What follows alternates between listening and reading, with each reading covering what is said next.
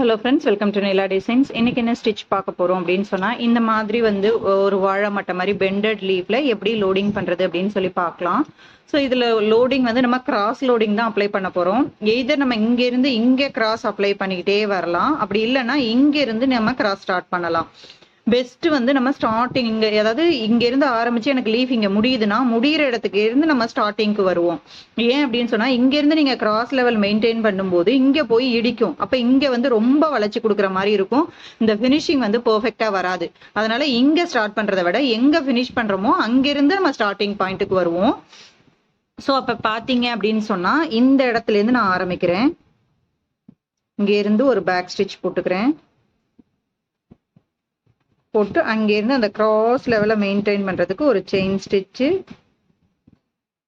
Back stitch.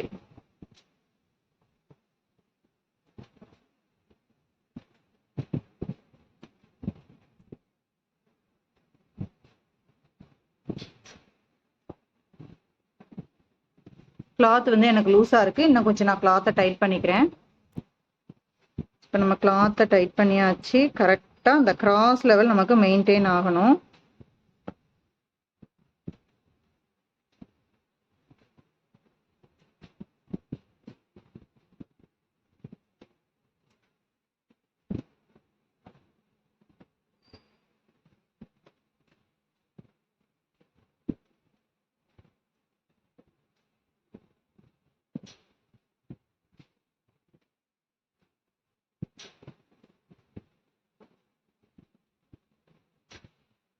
வெறும் loading, normal loading stitch தான் apply பண்ணுறேன்.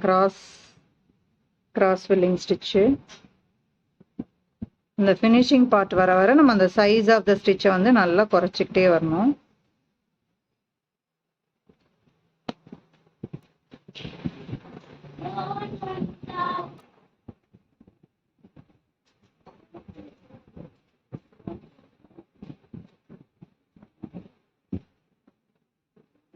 இந்த மாதிரி கரெக்டாக கொண்டு வந்து அந்த ஷார்ப் எட்ஜில் நம்ம ஃபினிஷ் பண்ணணும்.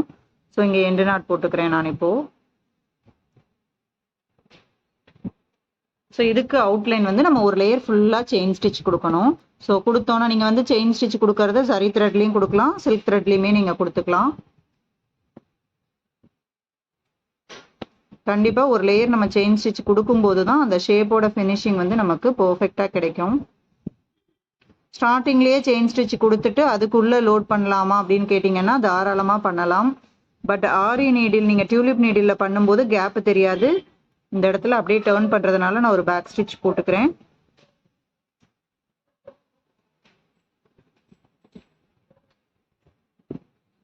பட் அயன் நீடிலில் போடும்போது அந்த ஒரு பாயிண்ட் அளவு உங்களுக்கு கேப்பு தெரியும். அதை அவாய்ட் பண்ணுறதுக்கு நீங்கள் ஃபஸ்ட்டே வந்து கிராஸ் லோடிங்கை முடிச்சுட்டு அதுக்கப்புறம் அவுட்லைன் போடுங்க.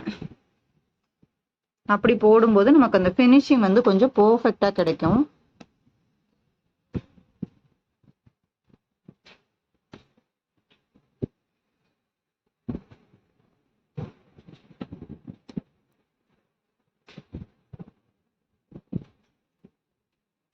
ஸோ இன்னைக்கான சிம்பிள் ஸ்டிச் இதுதான். ஸோ பெண்டட் லீஃப்ல எப்படி நம்ம லோடிங் அப்ளை பண்ணுறது அப்படிங்கிறது. இந்த மாதிரி நிறைய சிம்பிள் ஸ்டிச்சஸ் தெரிஞ்சுக்கிறதுக்கு நம்மளோட நிலா டிசைன்ஸ் சேனலை சப்ஸ்கிரைப் பண்ணுங்கள், இன்ஸ்டாகிராம் பேஜை ஃபாலோ பண்ணுங்கள். தேங்க்யூ.